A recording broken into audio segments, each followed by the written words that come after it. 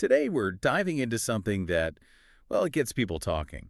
The law of attraction. It's been around for ages, loads of books, loads of discussion, but still lots of mixed feelings, right? Is it real? Is it just, wishful thinking? Or maybe something in between? Can our thoughts really attract success, love, all that good stuff? That's exactly what we're going to unpack. This deep dive is all about getting under the hood of the law of attraction. We'll look at the core ideas, sure, but also some pretty compelling examples. And critically, we'll dig into the psychology, the practical side of things. The goal here is really to separate the hype, the misunderstandings, from what might actually be useful insights. So by the end, you'll have a much clearer picture. Okay, so let's start basic. Mm. Most people have heard like attracts like, think positive, get positive, but that often feels a bit shallow, maybe. How would you explain its actual mechanism beyond just thinking positive thoughts? Right, it's more nuanced than just positive thinking. Fundamentally, the idea is that your dominant thoughts, and this includes the negative ones too, create a kind of resonance. They draw similar experiences into your life. So like attracts like isn't just about passive wishing. It's about your internal focus, what you consistently dwell on, shaping what you notice and what you, well, pursue. So if your mind is really set on, say, success or abundance, you naturally start spotting and acting on opportunities related to that. And conversely, if you're always focused on fear or what might go wrong, you become much more attuned to the challenges, the potential roadblocks. Okay, that distinction, the difference between passive wishing and active internal focus, that feels important. It makes it sound less like, cosmic ordering and more about how we direct our own attention. I'm curious, though, on a personal level, have you ever had one of those moments where this seemed to click for you? Something that made you really think, maybe there's something to this. Oh, definitely. Yeah. A few years back, I kept finding myself visualizing what it would actually feel like to host a podcast. It wasn't just a fleeting thought. I was picturing the conversations, the topics, the sort of energy we'd have. And well, here we are doing exactly that. It genuinely felt like putting that consistent, focused intention out there kind of paved the way. Wow, okay. That resonates. It reminds me of something similar, actually. I made a vision board once. It sounds a bit cliche, I know, but I was really focused on traveling to Europe, pinned up pictures, the whole thing, and I'd look at it every day, trying to really feel what it would be like to be there, the sights, the sounds. Then, maybe 2 years later, completely out of the blue, I got offered this fully sponsored work trip to Europe. At the time, it honestly felt like magic, like my thoughts had somehow manifested this trip, and I've always wondered, is there a more grounded explanation for things like that? Those are great examples. And yeah, it's not uncommon. You hear similar stories from really prominent people. Think about Oprah Winfrey. She talks constantly about gratitude and visualization, how central they've been for her. Or Jim Carrey, that famous story where he wrote himself a check for $10 million for acting services rendered when he was basically broke. And then years later, he got exactly that amount for Dumb and Dumber. Yeah, I remember hearing that one. Wild. Right. And Will Smith often speaks about the power of belief, that mindset in building his career. It's a recurring theme for people who achieve big things. These stories are definitely compelling. But okay, let's get to the big question. The elephant in the room for a lot of people. How much of this is just, coincidence, maybe confirmation bias, and how much is actually backed by something scientific, Yeah. or at least psychological? That's the crucial question, and psychology actually offers some really interesting perspectives. It's not necessarily about mystical forces, but more about how our brains work. Psychologists point out that when you consistently focus on something, a goal, an idea, your brain literally starts to prioritize information related to it. A key mechanism here is something called the reticular activating system, the RAS. The RAS, Huh. right? I think I've heard of that. Isn't it like a filter in your brain? How does it connect to attracting things? Exactly. It acts like a filter, but maybe think of it more like your brain's personalized search engine or relevance detector. It's constantly scanning the massive amount of sensory data coming in, and it highlights what you've tagged as important. The classic example everyone uses is buying a new car. Suddenly you see that exact make and model everywhere, right? Oh, yeah. Definitely happened to me. They were always there. But your RAS wasn't flagging them as relevant until you focus on that specific car. So apply that to the law of attraction. If you're intensely focused on, say, starting a business, your RAS starts prioritizing things related to that. You'll notice relevant articles, overhear conversations about funding, spot potential partners, things you might have completely missed before because your brain wasn't primed to see them as important. It sets you up to notice and act. And it's not just the RAS. There are other psychological principles at play, too, like the self-fulfilling prophecy. Ah, okay. Where believing something makes it true. Essentially, yes.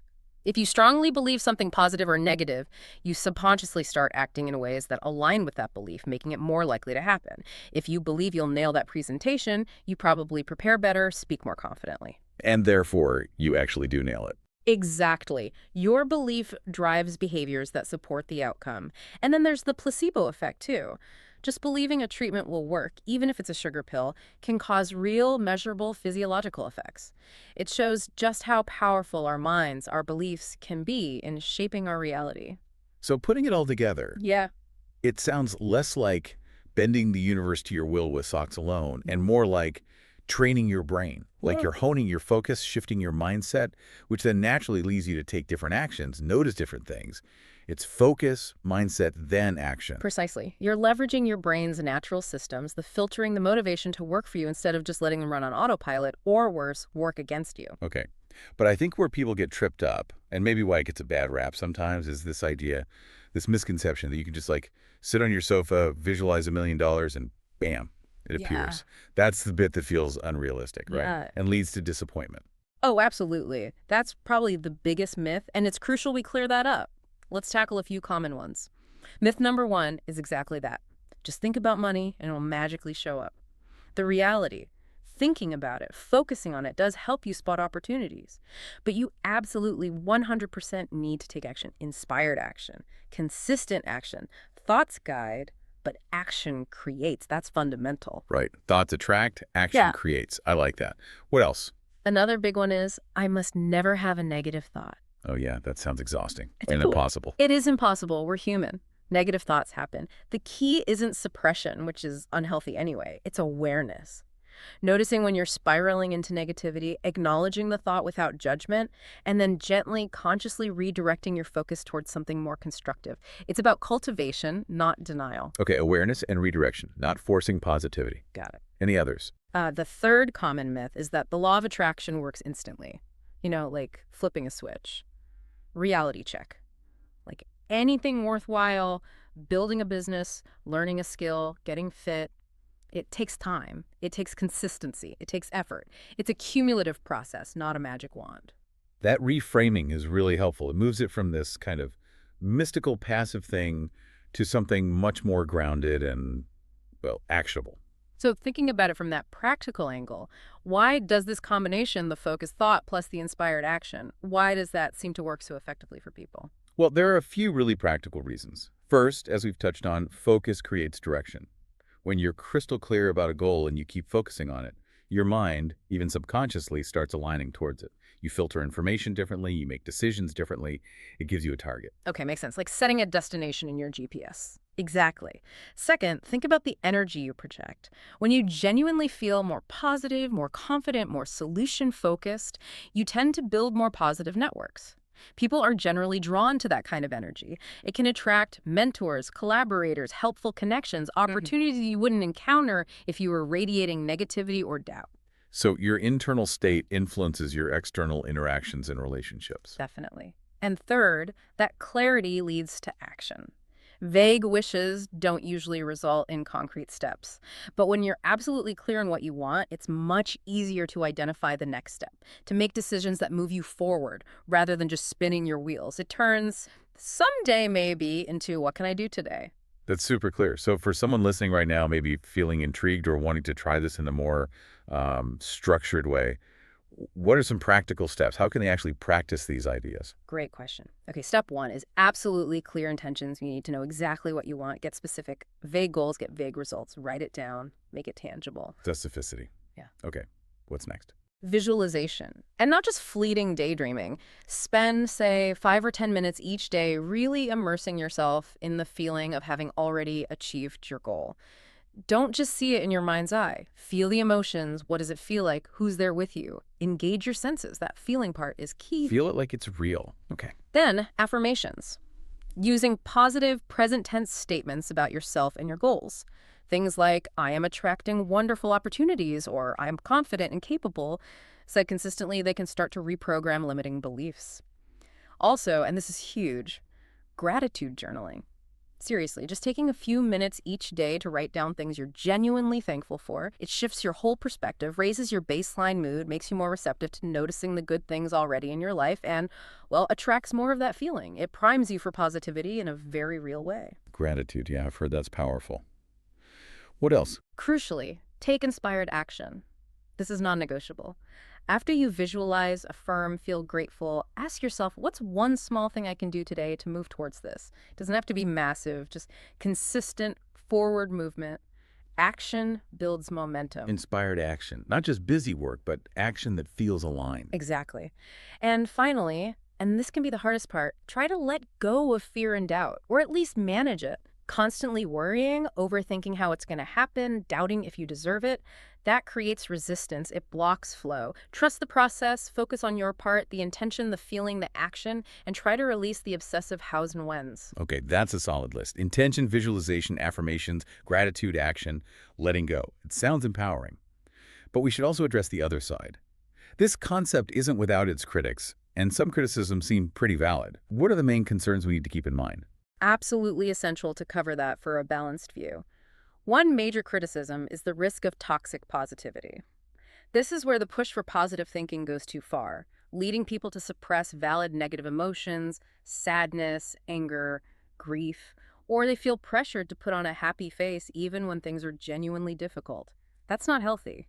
Real life involves a full spectrum of emotions. Yeah, that good vibes only thing can feel really invalidating when you're actually struggling. Exactly. It dismisses real pain. And related to that is the issue of oversimplification and how it ignores external factors. Right, like you can't just think your way out of poverty if the systemic barriers are immense or visualize away a chronic illness. Yeah. Life's more complex than that. Precisely. A naive interpretation of the law of attraction can seem to ignore the massive roles played by privilege, systemic injustice, socioeconomic conditions, health issues, sheer bad luck. Things largely outside an individual's control. It's not a magic bullet that makes structural problems disappear. It's a tool for navigating within your reality, maximizing your agency, but it doesn't erase the reality itself. And that leads to the other big criticism, doesn't it? The potential for self-blame. Yes, the blame culture. If taken too literally, without nuance, people can end up blaming themselves or others for negative events that are absolutely not their fault. Victim blaming is a real danger here. Did you attract that illness? Was your vibration off when that accident happened? That's incredibly harmful and lacks compassion. We need to be really careful about that interpretation. Okay, those are really important caveats. Toxic positivity, oversimplification, ignoring reality, and the danger of self-blame. Definitely things to be mindful of. So wrapping this all up then, it feels like the takeaway isn't necessarily about believing in a literal cosmic law, but rather recognizing the undeniable power of where we focus our minds, cultivating a proactive and positive-leaning mindset, and then crucially backing it up with consistent, focused action. Whether you call it psychology or something else, that combination seems to be where the real magic, if you will, happens. It works when you work it. I think that's a perfect summary. What you consistently focus on, visualize, feel, and act upon genuinely does shape your experience and your outcomes. Call it attraction, call it energy, call it focused intention, call it applied psychology. The underlying principle holds. Your internal world profoundly influences the external reality you create and perceive. So for everyone listening, perhaps the final thought to leave you with is this. After hearing all this, what's one specific thought, one goal, one intention that you're going to choose to focus on more consistently? And more importantly, what's one small, inspired action you can take, maybe even today, to start moving towards it?